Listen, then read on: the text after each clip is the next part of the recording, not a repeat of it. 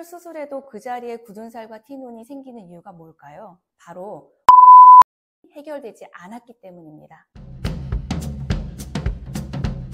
오늘은 문제성 발 중 굳은 살, 티눈, 사마귀를 주제로 이야기를 나누어 볼 건데요. 실제 네이버 지식인에 올라온 질문들로 준비해 보았습니다. 준비되셨나요?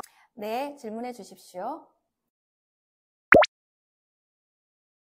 발에 생긴 굳은 살이 티눈일 수도 있다는데 어떻게 구분하죠? 네, 좋은 질문입니다. 발바닥에 단단한 것이 생기긴 했는데 이게 티눈인지 사마귀인지 어떻게 구분하냐는 질문인데요. 실제로 이 부분을 굉장히 많은 분들이 헷갈려하고 계십니다. 사실 발바닥 티눈과 사마귀는 모두 굳은 살처럼 보이기 때문에 이 두 가지를 구분하는 방법은 매우 어렵지만 각각 그 특징이 있습니다. 첫째, 티눈은 사이즈가 작더라도 걷거나 눌리면 통증이 있는 반면 사마귀는 사이즈가 크더라도 같은 상황에서 통증이 덜한 것이 특징입니다. 둘째, 사마귀는 같은 부위를 엄지와 검지로 꼬집듯이 잡으면 심한 통증이 있지만 티눈은 상대적으로 통증이 심하지 않습니다.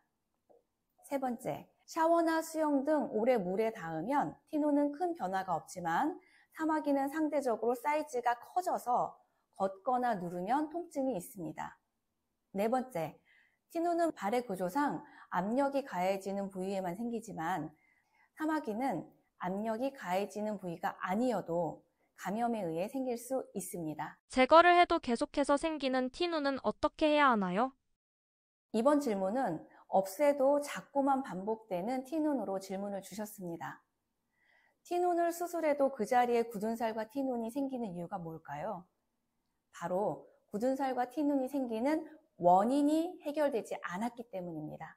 굳은 살과 티눈이 생기는 원인은 크게 두 가지입니다. 첫 번째는 장시간 서 있어서 압력을 많이 받거나 좁은 신발 등으로 외부의 압력을 받을 경우입니다. 두 번째는 구조상 발이 변형이 좀 생겼거나 망치발가락처럼 발가락이 부딪힘이 많거나 또는 평발이어서 한쪽으로 디디신다든지 이렇게 부딪힘이 많은 발인 경우입니다. 만일 질문 주신 분처럼 한 곳에 계속해서 티눈이 생기는 경우라면 걸을 때 발의 압력이 고르지 않거나 신발의 영향이 원인일 수도 있지만 대부분은 발의 구조상 특정 부위에 압력이 가는 경우가 많습니다. 그렇기 때문에 티눈 수술을 해도 그 자리에 다시 굳은 살과 티눈이 반복적으로 생긴다면 그 원인이 무엇인지 확인할 필요가 있습니다. 자료 화면이 나갈 텐데요. 실제로 훨씬 더 심한 상태의 티눈도 원인을 해결함으로써 개선이 되는 것을 눈으로 확인할 수 있습니다. 티눈의 원인은 이러한 문제성 발을 전문으로 관리하는 샵에 방문해서 손쉽게 확인이 가능하니까요. 전문적이고 체계적인 곳으로 꼼꼼히 찾아보고 방문해 보시는 것을 추천드립니다. 사마귀가 다른 사람에게 옮기기도 하나요? 네, 그렇습니다. 사마귀가 생기는 원인은 접촉에 의한 감염이 주 원인이고 상황에 따라 여러 개로 번질 수 있습니다. 사마귀의 정식 명칭은 접촉성 인두유종 바이러스라고 아주 긴 이름을 갖고 있는데요. 특히 발바닥에 생기는 경우는 족저사마귀라고 명칭이 따로 있을 만큼 잘 생기기도 하고 번지기도 쉽습니다.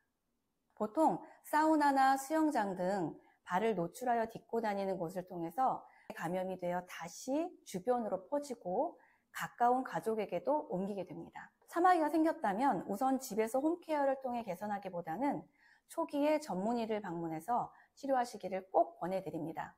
그러나 오래도록 병원 치료를 해도 개선이 안 되는 경우에는 개인의 면역력과 티눈과 같은 압력에도 문제가 있을 수 있으니 발을 전문으로 관리하는 샵에 방문하셔서 확인해 보시기를 추천드립니다.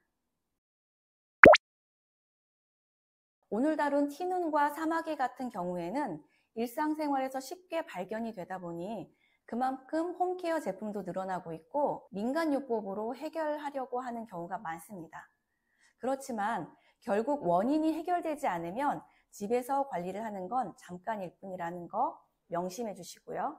더 궁금하신 부분은 아래 더보기란을 통해 가까운 풋솔 매장에 문의해 보세요. 그럼 우린 다음 영상에서 만나요.